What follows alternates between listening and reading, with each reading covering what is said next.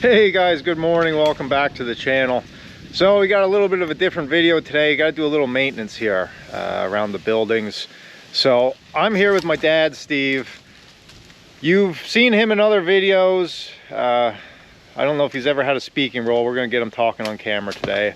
But we're here at his outdoor wood stove. So we have this outdoor wood burner, and that heats my heated workshop, my office, which is in the top of that barn, and his house, which is behind us. And we got two trees here to come down. Currently trying to get a throw rope up over that so we can put a rope on this one. And we'll start with this one in the back here. Got a walnut tree there. It's not a very major tree, but he wants it gone. I'll show you why. Last fall he put up solar panels here. He has a solar array here he has hooked up to his house. And I'll tell you what's not a great idea is putting solar panels near a walnut tree. So he protected it this fall from the walnuts, but now we want this tree gone. And the reason we didn't take it down before, up until about 3 weeks ago, that field there was filled with Christmas trees. So now the Christmas trees are harvested, the field's clear, and now we can drop this walnut tree without landing and ruining a bunch of Christmas trees. So that's what we're going to be working on today. We have the chipper hooked up on the tractor. If you've been watching the channel, you've probably seen that before. So we're going to just drop it into the open field and chip the tops. And this other tree here is a little bit unique. So we were talking about this yesterday before we started this project, and this is actually a Palonia tree. So do you want to tell them why there's a Palonia tree growing here next to the wood stove? We did not put this tree, it's a little sunny here, sorry for the glare. We did not put this wood stove right under this tree. You want to tell them a little bit about Palonias? Yeah, at one time back, probably 30 years ago, I read an article in a magazine about Palonia trees. So I got a hold of some seeds, and they were tough to germinate, but I did get a few to germinate. And this is one of the few that we have remaining. And this one actually came from seed from the original one that I had. So this one actually I didn't plant. It just kind of sprouted out here. Yeah. And if you don't know anything about Palonia trees, if you've never heard about them, they're extremely fast growing. I think they're from Asia, right? Is that, I'm pretty sure it's they're species. an Asian tree. They're fast growing. The wood is not really a softwood. It's a hardwood, but it's a little bit better than a softwood. Yeah, it's extremely light. We actually, the original one he planted is where one of my lumber buildings is now. And we actually took that down before we built the building, and we sawed it. And yeah, I remember it was almost like balsa wood. It's amazing. You look, you'll pick up a 1x8 and you're expecting it to be like other woods, and it's so light. There's really not a whole lot to it. It's harder than balsa wood. Yeah, it is. So it's a very unique wood. I'll look around here, see if I have any kicking around. I don't know if we have any of that left. If I do, I'll get a shot of that so you guys can see what it looks like. But no, these put nuts out, kind of similar, I guess, what'd you say, like a hickory nut, kind of. You can see some of the, I don't even know if I call them nuts, but you can see the shells there. They're actually like a pod filled Yeah, with so it's like a pod that's like the size of a hickory nut, and then it kind of opens up and releases the seed. But this thing has grown. We're going to count the rings once we take it down. I mean, this wasn't here when this stove was put in. So it sprouted up and kind of just let it go, and well, I mean, it can't be that old. I'm going to be very interested to see how old it actually is. But it just, they grow like crazy. It's unbelievable. So that's why we have this big tree right next to the wood stove. It wasn't planned that way. It just kind of sprouted up and we let it go. And like I said, now the field's open so we can easily drop these things. So we're going to get to work on this and we'll see how it goes.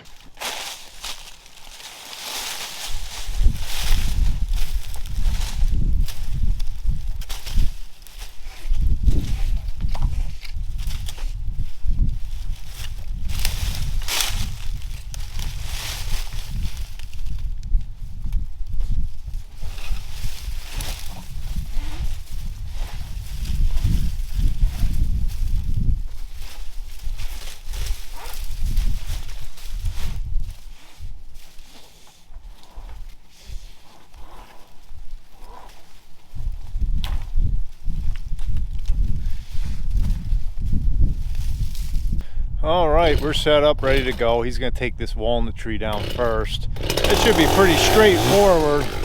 There's really nothing this one can hit. It should be a pretty safe deal. You see all the weights hanging out towards the field anyway. It's a wide open field. So this one we're just gonna drop.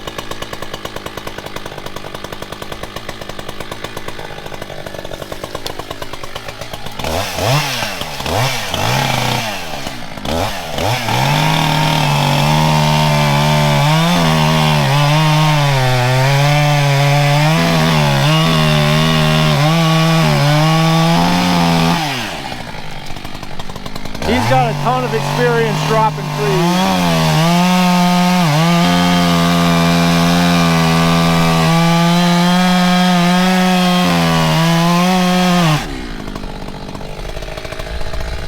He's been doing it since before I was a kid, I can tell you that much.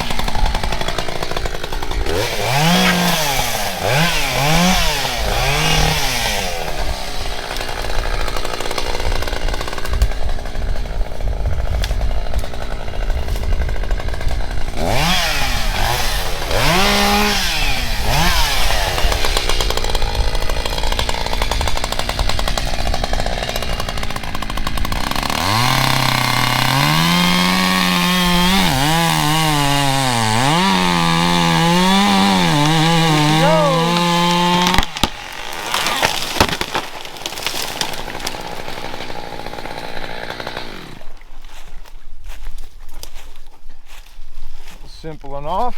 That looks exactly like I thought it was going to look. Almost no heartwood at all. When you get walnuts that are grown out in the open sun like this, you get all this sapwood and virtually no heartwood. So I don't know. I might take a saw log out of here, but I don't know really what it's going to be worth. Most people don't. People like a little bit of sapwood mixed in their walnut, but nobody likes a white walnut board. So we're gonna get the tractor and start cleaning this up a little bit. Well, we were just talking, and we're actually gonna drop the Palonia too right away and clean them up all both at the same time. But we don't want this to turn into a viral video of a tree hitting a bunch of solar panels and destroying them. So looks like that Palonia has a little bit of a lean towards the solar panels, and it's got some weight with the branches hanging out that way. So we're gonna put the tractor on that rope, give it a little bit more pull than what I can pull. Tractor's got a little bit more horsepower than me. So I'm gonna get this fired up, let it warm up a second. We'll get it rigged up.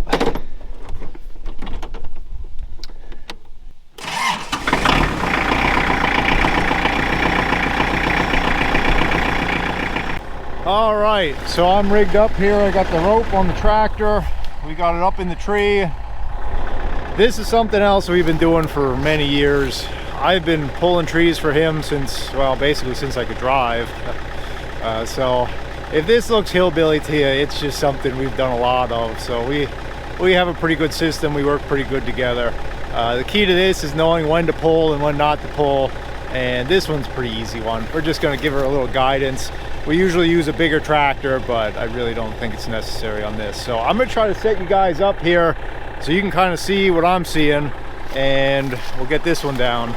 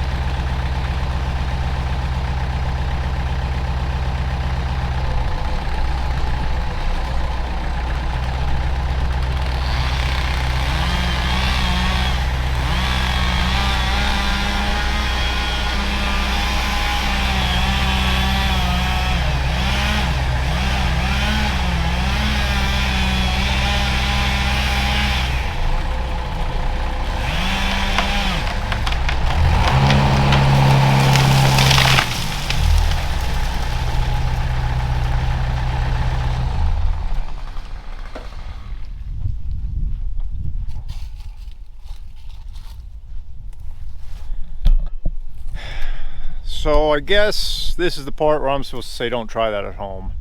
But really the key, I don't recommend it, but if you're going to try it at home, the key to pulling trees over is just put a little bit of tension on the rope to start. Let the faller make his notch, and then when he starts the back cut, gently increase your pressure. Once you see that top start moving, then you kind of give her some gas and give her a little tug, and that usually works. So let's see how we made out over here. Have you ever seen growth rings like that? Let's see, 1, 2, 3, 4, 5, 6, 7, 8, 9, 10, 11. By the way I count, that's 11 years old. That log there, which is about, what would you say that is? 18 inches, I'd say, on the bottom. 18 inches on the bottom is 11 years old. So fast growing it is, for sure. What did you think when the saw went through it? Is it, as far as hardness goes, compared to other stuff? It's not as hard as that walnut was, that's for sure. Right, yeah, I wouldn't expect it to be. A lot of times you can tell by the chainsaw, the way it feels, you know, how hard a wood is. So she's down. We'll get set up here. I'm gonna put some more fuel in the tractor and we'll start chipping.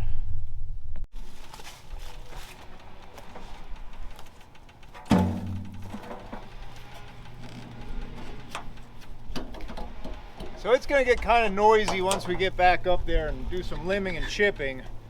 So I'll just mention this to you guys now. This is a 9-inch Bearcat chipper, power takeoff chipper. I'm not going to get too in the weeds about it. I have another video on the channel. I'll put a link to it somewhere up top there if you're interested in more information about the chipper. But it works pretty good for us, as you're about to see. So we're just going to shoot these chips onto a pile. And I'm sure my dad will use them in his garden. He's always using wood chips. They're pretty nice mulch to have around if you're into gardening. So I just got to put a little go-go juice in her.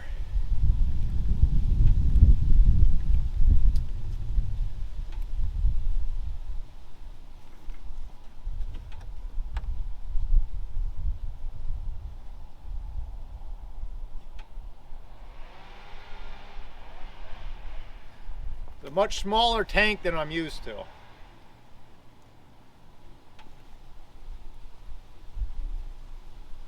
Don't want to overfill it.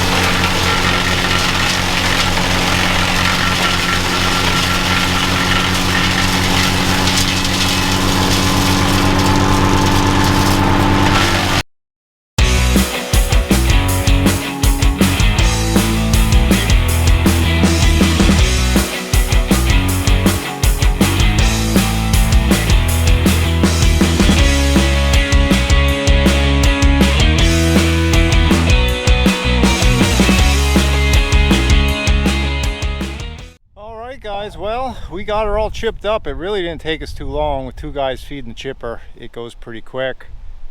He's got a pile of chips there, and everything that's left here he's going to cut up for firewood. Pretty convenient firewood right next to the stove, so he'll work at that little by little, cutting and splitting it, letting it dry out. I actually wanted to show you, I don't know if you can see here, this walnut is actually dripping water. For those of you that are familiar with walnut, you'll know that's not too uncommon. Walnut really stores a lot of water in the wood.